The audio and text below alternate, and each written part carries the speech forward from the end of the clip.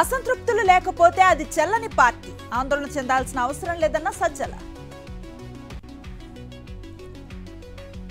ప్రకాశం జిల్లా వైఎస్ఆర్సీపీ నేతలతో విజయసాయిరెడ్డి భేటీ, పార్టీ వ్యవహారాలు, ఎన్నికల వ్యూహాలపై చర్చ. సమస్యలపై ప్రభుత్వం సానుకూలంగా స్పందించింది. ఎల్లో మీడియా తప్పుడు వార్తలపై మండిపడ్డ వాలంటీర్. నాడు వైఎస్ఆర్, నేడు సీఎం జగన్ బీసీల ఉన్నతికి పాటుపడ్డారన్న మాజీ మంత్రి కొడాలి నాని.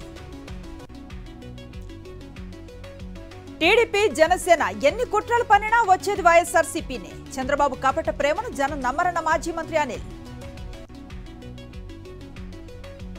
ఉనికి కాపాడుకునేందుకే జేసీ అసత్య ప్రచారాలు, అవినీతి అక్రమాలపై బహిరంగ చర్చకు సిద్ధమంటూ పెద్దారెడ్డి సవాల్.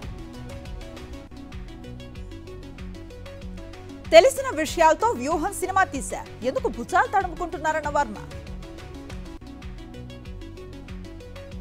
సిసిఎస్ పోలీసుల అదుపులో IPS Naveen Kumar, retired IAS అధికారి భన్వర్లాల్ కుటుంబాన్ని చీట్ చేసిన అధికారి.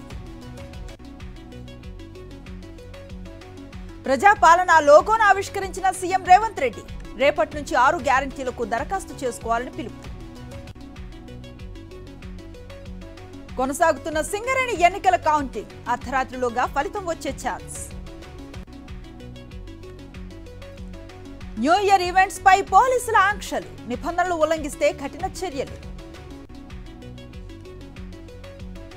వ్యాపారవేత్త సామా దామోదర్ రెడ్డికి బెదిరింపు కాల్స్, బీఆర్ఎస్ మాజీ ఎమ్మెల్యే జీవన్ రెడ్డిపై అనుమానాలు. హయత్ నగర్ కిడ్నాప్ కథ సుఖాంతం, తిరుపతిలో సంజయ్ ఆచూకీ లభ్యం. తెలంగాణలో రోజు రోజుకి పడిపోతున్న ఉష్ణోగ్రతలు, ఎల్లో అలర్ట్ జారీ చేసిన వాతావరణ శాఖ. కొబ్బరి రైతులకు గుడ్ న్యూస్ చెప్పిన కేంద్రం, కనీస మద్దతు ధరను పెంచిన మోదీ సర్కార్. జమ్మూ కాశ్మీర్లో రాజ్నాథ్ సింగ్ పర్యటన, పూంచ్లో భద్రతా పరిస్థితులను సమీక్షించిన రక్షణ మంత్రి. రామ మందిర ప్రారంభోత్సవానికి దీదీ దూరం, అయోధ్య వెళ్లకూడదని మమతా బెనర్జీ నిర్ణయం. రెజ్లర్లకు కాంగ్రెస్ నేత రాహుల్ గాంధీ మద్దతు, బీరేందర్ అఖాడాలో కుస్తీ యోధులను కలిసిన కాంగ్రెస్ అగ్రనేత. గజగజ వణుకుతున్న దేశ రాజధాని, 7 డిగ్రీలకు పడిపోయిన కనిష్ట ఉష్ణోగ్రతలు.